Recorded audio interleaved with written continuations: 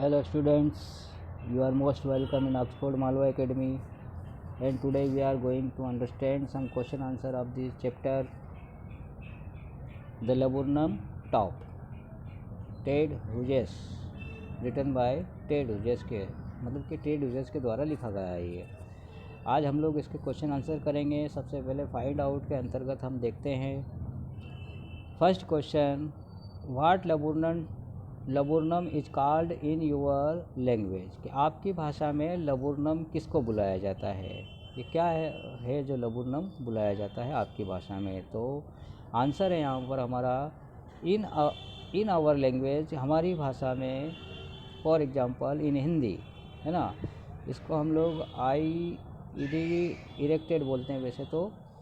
इन हिंदी में इसको हम क्या बोलते हैं वो बात बताना है। तो इसे हिंदी में हम लोग इट इज़ कॉल्ड अमलतास, इसे हम लोग हिंदी में अमलतास बोलते हैं हमारी लैंग्वेज में, लोकल लैंग्वेज में। सेकंड क्वेश्चन है यहाँ पर, which local bird is called which local bird is like the goldfinch, यानी कि हमारे यहाँ पर जो लोकल पक्षी कौन सा होता है जो गोल्डफिंच के नाम से जाना जाता है। तो यहाँ पर इंडियन लुटिनो नाम का जो पक्षी है वो क्या है, bird is like the goldfinch, वही पक्षी गोल्डफिंच की तरह होता है। इंडियन लुटिनो नाम का जो बर्ड है वो, ये इसकी पक्षी की बनावट होती है ऐसी इस प्रकार से कि उसके गले में आसपास जो है एक काली बॉर्डर रहती है, और वो जो पीले कलर का पक्षी होता है, और उसके सामने जो टॉप पर सिर के ऊपर एक काली पट्टी फिर होती है। तो इस प्रकार से वो एक तरह से काला और पीला ऐसा पक्षी होता है वो, जिसे हम लोग लुटिनो नाम से जानते हैं हमारे भारत में। उसके बाद में सेकंड वाला, थिंक इट आउट, यानी कि इसके बारे में सोचोगे आखिर क्या है। तो यहाँ पर पहला जो क्वेश्चन दे रखा है कि what do you notice about the beginning and the ending of the poem, कि आपने जो इस पोएम के शुरुआत में और अंत में क्या महसूस किया, उसने क्या नोटिस किया, क्या ध्यान दिया उसमें। तो आंसर है हमारा यहाँ पर एट द बिगिनिंग, शुरुआत में, एंड द एंडिंग, और अंत में, यानी कि शुरुआत में और अंत में ऑफ द पोएम, इस कविता के। The laburnum tree was standing still, कि हमने देखा है कि इस कविता के शुरुआत में और अंत में लबूर्नम ट्री जो है वो बिल्कुल शांत खड़ा रहा, बिल्कुल चुप खड़ा रहा। And silent just like death, यानी कि वो इस प्रकार से खड़ा रहा जैसे कि मृत पेड़ खड़ा हो। It subsides to empty at the end, और इसकी जो साइड है वो अंत में भी क्या होती है, बिल्कुल खाली होती है, यानी पूरा पेड़ खाली होता है। ये जो पेड़ है जब वो चिड़िया आती है तो पूरा हरा भरा, मतलब कि एक तरह से खुशी महसूस करता है, और जब वो चिड़िया वापस चली जाती है तब वापस से अपने आप को मृत मतलब मानता है। तो इस प्रकार से वो शुरू में भी शांत खड़ा रहा और अंत में भी शांत खड़ा रहा जब वो चिड़िया चली गई वहाँ से। उसके बाद सेकंड वाला जो क्वेश्चन है इसमें दे रखा है, to what is the birds movement compared, what is the basis for the comparison, कि यहाँ पर कहा गया है इसमें कि इस में जो इस पक्षी के मूवमेंट को किससे कंपैरिजन किया गया है, इसकी तुलना किससे की गई है। और दूसरी बात कि यहाँ पर इस कंपैरिजन का आधार क्या है। दो क्वेश्चन दे रखे हैं यहाँ पर। तो आंसर है हमारा यहाँ पर the goldfinches movement is compared to that. अब यहाँ पर जो गोल्डफिंच है उसका जो मूवमेंट है, उसकी हलचल है, वो जो कंपेयर्ड की गई है, तुलना की गई है दैट ऑफ ए लिजर्ड, एक छिपकली से उसकी तुलना की गई है। बिकॉज, क्योंकि शी वाज स्लिक, क्योंकि वो बहुत चिकनी होती है। एब्रप्ट मतलब कि आकस्मिक होती है, और अलर्ट मतलब जागरूक होती है। तो इस प्रकार से उस पक्षी की तुलना यहाँ पर एक लिजर्ड से की गई है, एक छिपकली से की गई है। The same kind of movements are observed, यही यहाँ पर उसी प्रकार का ऑब्जर्वेशन देखा गया है, अवलोकन किया गया है। When the goldfinch arrives on the laburnum tree, जब वो गोल्डफिंच जो है लबूर्नम ट्री पे आती है, तब इसी प्रकार का मूवमेंट देखा गया है। थर्ड वाला क्वेश्चन यहाँ पर मतलब दिया गया है, इसमें कहा है कि why is the image of the engine evoked by poet, कि कवि के द्वारा यहाँ पर उस इंजन की का आह्वान क्यों किया गया है, उस पक्षी को इंजन क्यों कहा गया है, क्या कारण है। तो आंसर है हमारा यहाँ पर the engine is the source of run machine, कि इंजन जो होता है साधन होता है मशीन को चलाने का।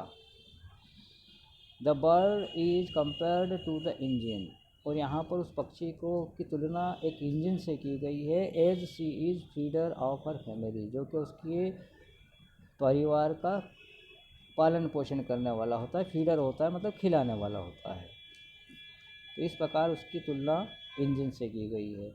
एज ए मशीन, एक मशीन जो होती है can not work without an engine, कि एक मशीन जो होती है बिना इंजन के काम नहीं करती, वो बिना इंजन के नहीं चलती है।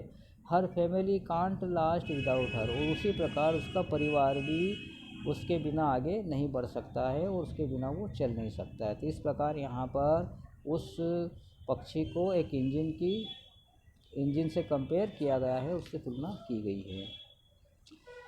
नेक्स्ट है 4th नंबर का इसमें question, what do you like most about the poem. अब इस कविता में सबसे ज़्यादा आपको क्या पसंद है। तो यहाँ पर आंसर में कहा गया है कि I like the simple and pictorial presentation. अब पिक्टोरियल का प्रेजेंटेशन का मतलब होता है कि यहाँ पर मुझे पसंद है साधारण और एक चित्रित करने वाली उपस्थिति, जिसको हम बोलते हैं चित्रात्मक उपस्थिति यहाँ पर प्रेजेंट की गई है उस पोएम में, वो मुझे पसंद है। The poet I like the comparison of bird with lizard.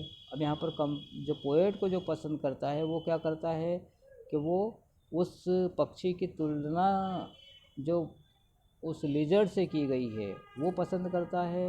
And the comparison of nesting with machine, और उसकी जो तुलना मशीन से की गई है वो पसंद करता है यहाँ पर। तो यहाँ पर 2-3 बातें ऐसी है जिसमें उसने कवि ने, अब यहाँ पर आई लाइक मतलब मैं पसंद करता हूँ, और पोएट क्या पसंद करता है उसके बारे में यहाँ पर बताया गया है। तो I like the simple and pictorial presentation of the poem, उस पोएम की जो प्रेजेंटेशन है, जो चित्रात्मक प्रेजेंटेशन है, मैं उसको पसंद करता हूँ, और यही कवि के द्वारा भी पसंद किया गया है।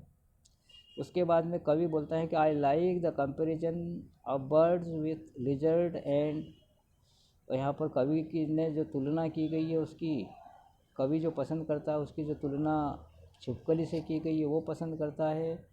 उसके बाद में नेस्टिंग विथ इंजन, उसका जो तुलना इंजन से की गई, उसके घोंसले की जो तुलना इंजन से की गई है तो वो पसंद करता है। उसके बाद में लास्ट वाला क्वेश्चन है 5th नंबर का, उसको देखते हैं कि what does the fresh her bared face identify mask. अब यहाँ पर व्हाट डज द फ्रेश, अब इस पद्य में ये इस लाइन में कहा गया है कि क्या कहा गया है कि हर बारेड फेस आइडेंटिफाई मास्क, उसका जो चेहरा है, बारेड मतलब होता है कि एक तरह से उसका जो निशान नुमा चेहरा है वो क्या आइडेंटिफाई करता है, उसके मास्क को आइडेंटिफाई करता है। तो ये आखिर क्या है, आइडेंटिफिकेशन क्या है, तो मीन्स है ना, तो इसका मतलब क्या है यहाँ पर ये कवि के द्वारा कहा गया है। तो the phrase her bared face identify mask, क्योंकि उसका जो चेहरा है, उसका जो चित्र बना हुआ चेहरा है, जो उसका जो ऊपर पट्टी लगी हुई चेहरा है वो आइडेंटिफाई करता है, क्या करता है, मीन्स दैट, इसका मतलब यह है कि the bird face becomes her identity, कि उस पक्षी का जो चेहरा है वो क्या है, क्या बन गया है, वो एक आइडेंटिटी बन गया है, पहचान बन गया है, कि जब बच्चे जो है उस चेहरे को देख ले तो समझ जाए कि हाँ ये अपना है, और अगर उस चेहरे का व्यक्ति ना हो या उस चेहरे का पक्षी ना हो तो समझ जाए कि वो दूसरा है, अननोन है। तो ये एंड सिंबल ऑफ रिकॉग्निशन, और ये इसको प्रतीक माना गया है एक पहचान का। तो इस प्रकार से यहाँ पर ये आपके क्वेश्चन आंसर हुए हैं। नेक्स्ट चैप्टर में नेक्स्ट वीडियो में हम लोग अगला चैप्टर पढ़ेंगे। Okay, have a nice day.